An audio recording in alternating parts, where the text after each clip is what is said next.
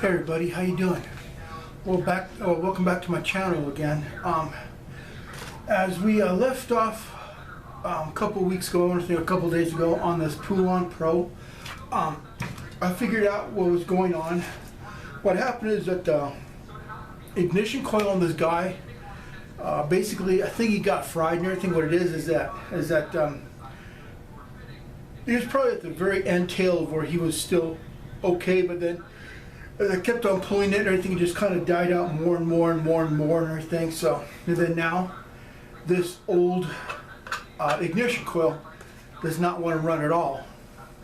So I went ahead and I got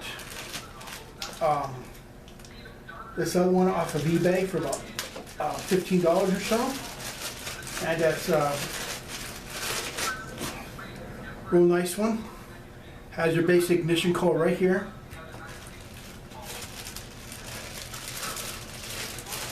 And it comes with two wires for to go ahead and put it on, turn it off, on and off basically. So, you know, not too bad. So what I'm going to do is I'm going to go ahead and take this out and let's start playing with this guy real quick.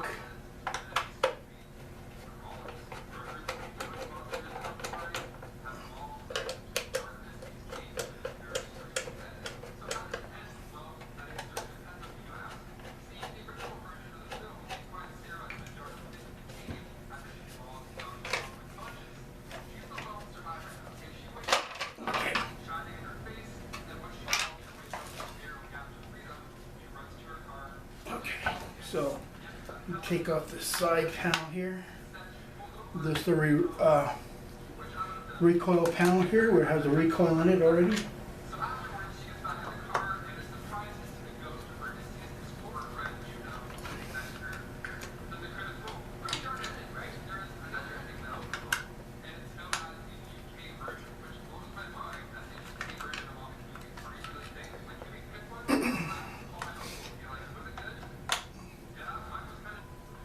So anyway, if you guys want to know what's going on with my life and stuff, just recently, my wife, she went ahead and got in a little bit of accident with her car, and she wiped out her rear right side tire assembly and everything. So that whole thing shot to hell.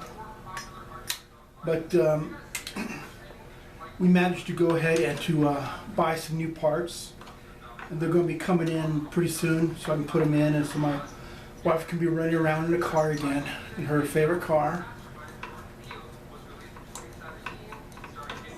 I just hope that this time and everything, she goes ahead and takes a little bit easy, so she's not, you know, going ahead and wrecking the car and stuff. And the thing is that I'm really worried about is her getting in trouble.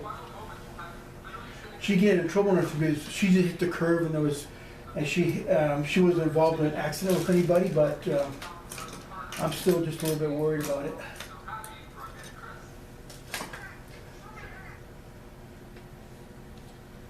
Okay.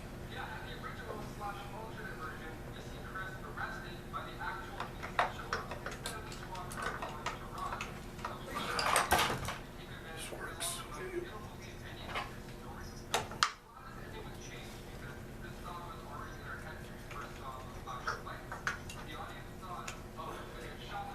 Go ahead and put a little spacer here. The spacer is about a thickness of a business card, and that's what I like to use.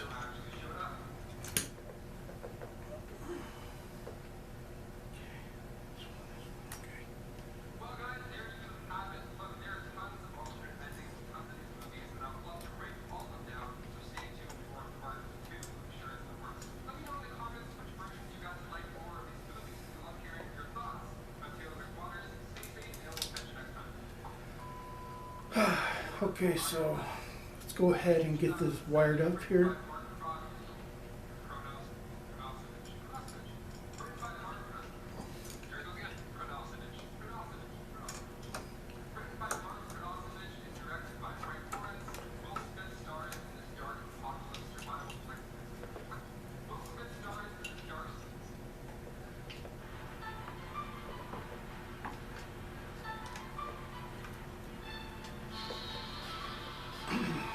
well, so a couple more days till Christmas, and I'm kind of happy about that.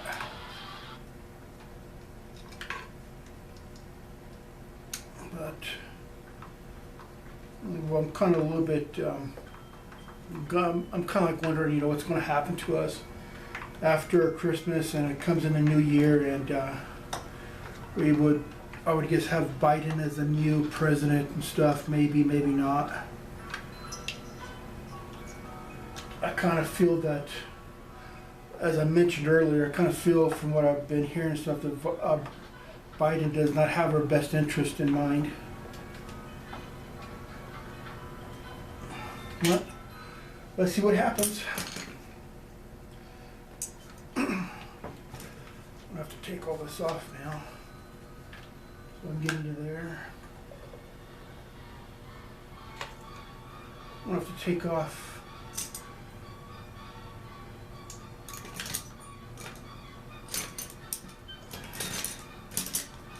Oh yeah. Okay, good. I'll lift it out here at least.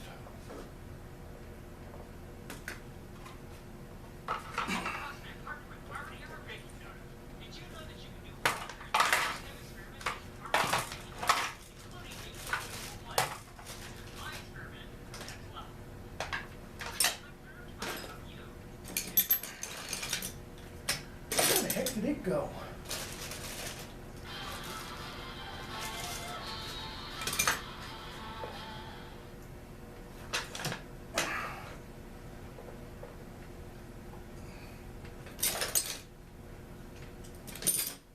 Oh, there it is. Okay, I'll take this one. Since the dawn of time, humans have been telling stories, passing them down from generation to generation. From urban legends to ghost stories to terrifying creatures from folklore. The stories never cease. So today on Top 5 Scary Videos, I'm going to be counting down the longest of the top 5 scary monsters from folklore. Before we begin though, be sure to stick around until the end of the video for I'll be responding to some of your comments. With that, let's jump in. In at number 5, Wendigo. So I'm going to be having the other. I need to be working on the steel chainsaw that I had earlier. I need to get that going. That means I need to get that put together and everything. So I need to videotape that too for you guys.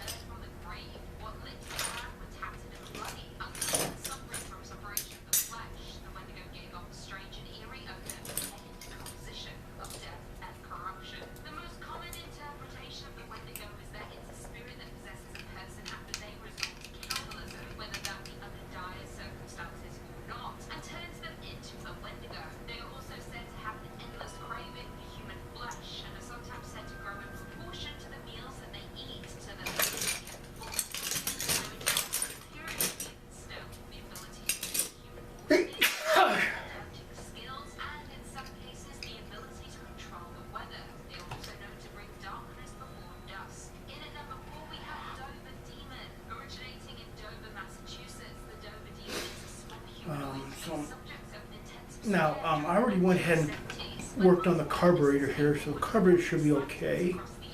This monster is described as looking like a grey alien, except that it has skin of a rosy orange coloration. It has a large head on a small purple body and oftentimes travels on all fours. Its eyes are said to glow, sometimes orange, sometimes green. First sight.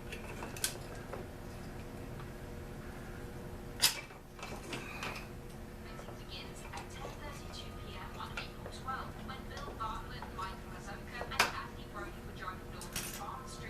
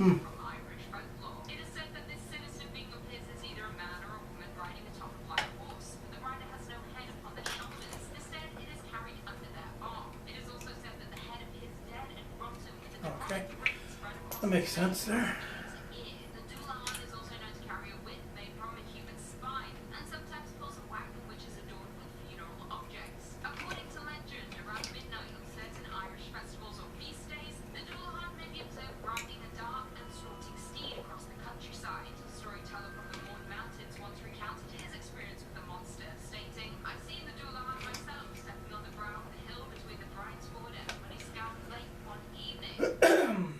Gotta take this off right here. But it held up its own hand. I heard it call out name. I put my hands across my ears in case the name was my own, so I couldn't hear what it said. When I looked again, it was gone. But shortly afterwards, there was a bad car accident on that very hill. The young man was killed. It had been his name that the Dullahan was calling. Now it is said when the Dullahan stops riding, that is where a person is due to die. And when a Dullahan calls out the person's name, the person immediately perishes. There's no way to block the road against the Dullahan, or locks and gates open to them when they approach. They are, however, frightened of gold, and even a single gold pin could drive a Dullahan away. And finally, coming in at the wall, we have Teki Teki. Hailing from Japan, Teki Teki is a malevolent ghost/demon similar to that of the infamous Kuchisaka Onna, or the slit-mouthed woman. Teki Teki was originally human who was bullied and in some stories assaulted, resulting in her jumping off a train platform onto the tracks and getting cut in half by the oncoming train. It is said that she barely survived the cold weather, with her calling to a person for help.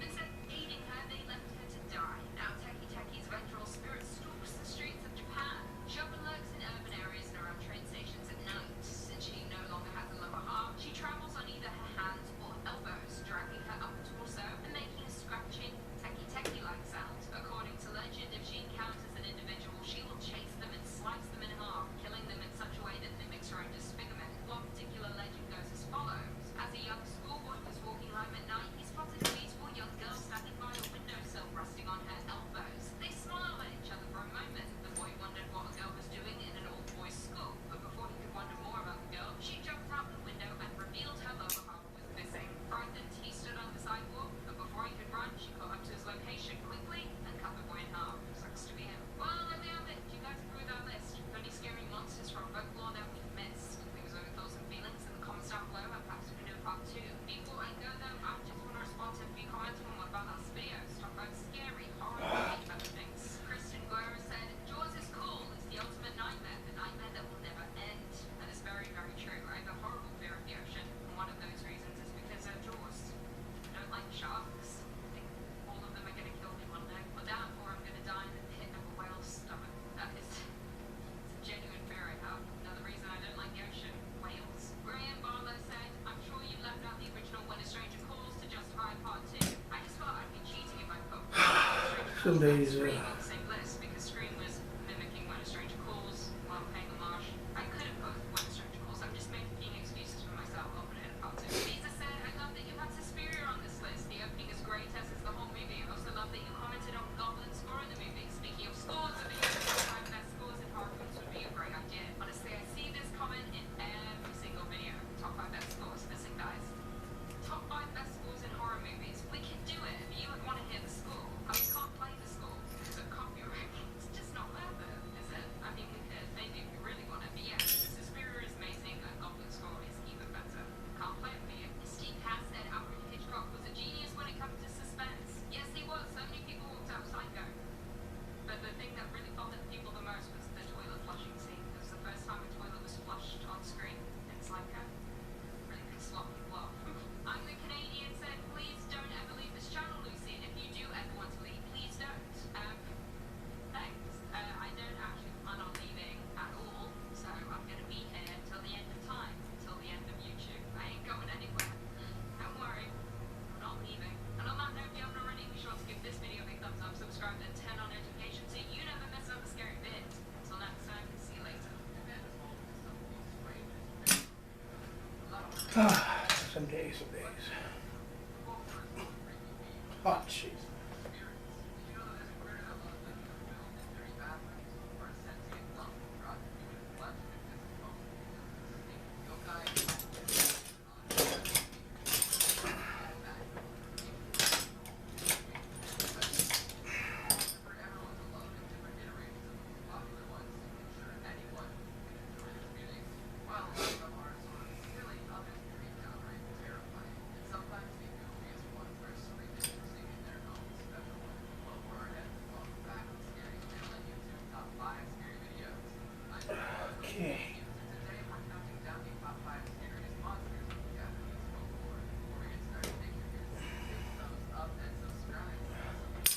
There we go.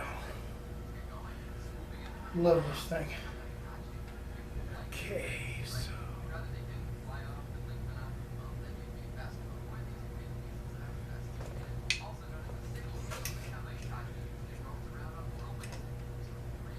Oh, wait.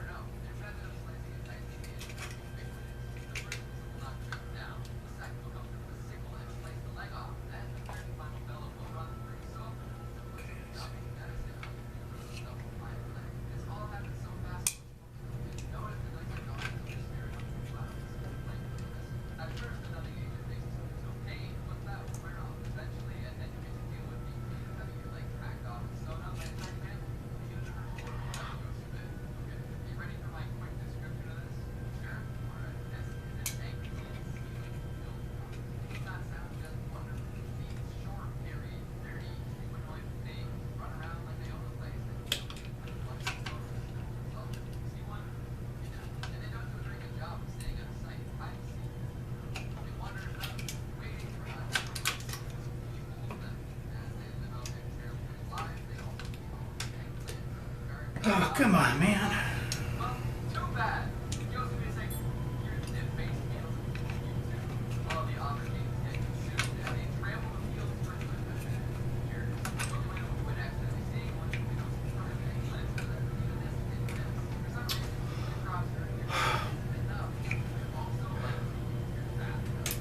Oh, forget it, man. Jeepers.